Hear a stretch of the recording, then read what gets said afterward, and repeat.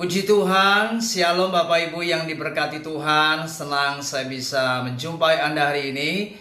Mari kita akan merenungkan firman Tuhan, dan tema yang akan saya bahas adalah sibuk sesuatu, lupa sesuatu. Kita akan belajar di hari ini seri yang pertama, dan mari kita awali pembacaan Alkitab kita di dalam Pengkhotbah pasal yang kelima ayat yang ke-19.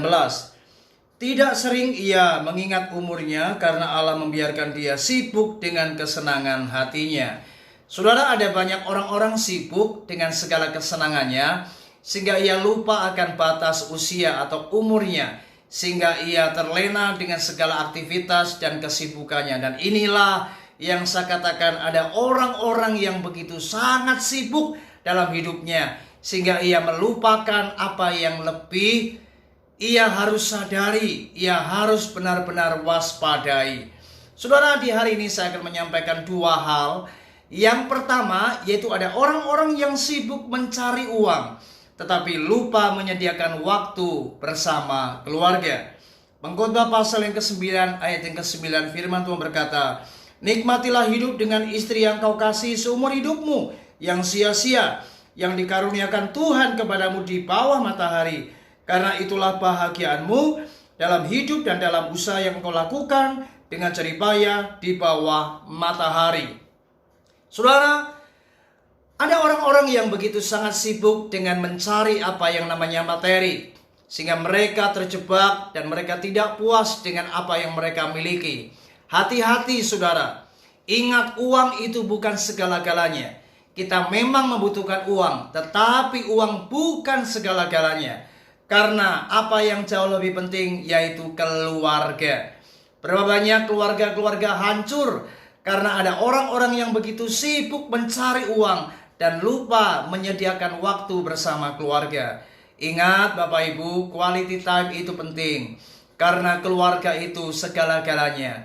Kebahagiaanmu itu adalah ketika engkau bisa bersama-sama dengan anak-anak, dengan istrimu. Engkau dapat menikmati sukacita dan kebahagiaan bersama dengan mereka.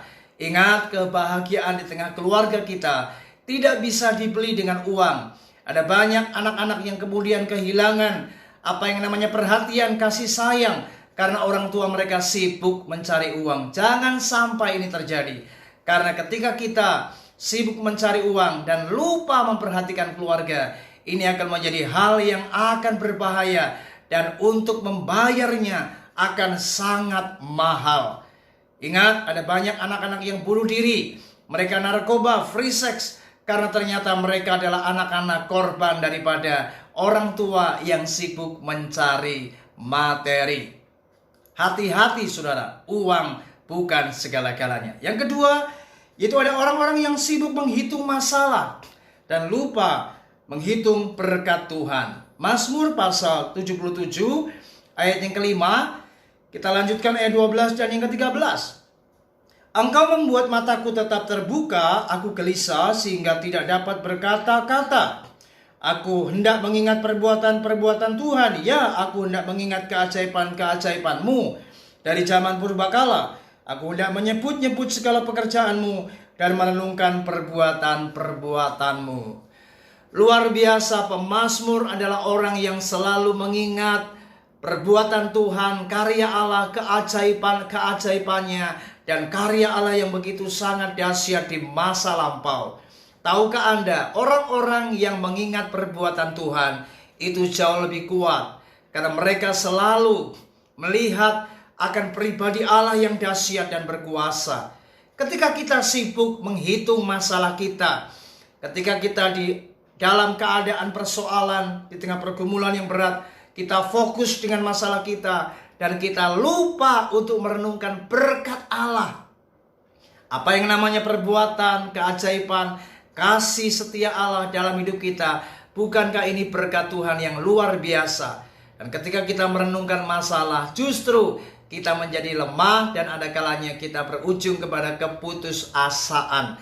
Oleh sebab itu, mari Bapak Ibu, ingat, jangan hitung masalahmu, tetapi ingat, hitung berkat Tuhan yang tak terkatakan yang telah Allah lakukan dalam hidupmu. maka engkau akan kuat menghadapi apapun. Dan ketika engkau merenungkan akan karya keajaiban perbuatan Tuhan, itu yang akan membuat engkau tetap tegar, kuat, dan bersemangat menghadapi apapun. Dan percayalah, Tuhan pasti menolong dan menyelesaikan setiap pergumulan yang kita hadapi. Puji Tuhan, kiranya renungan ini menyadarkan kita dan kita tetap selalu semangat dan tetap kuat di dalam anugerah Tuhan. Tuhan Yesus memberkati kita. Shalom.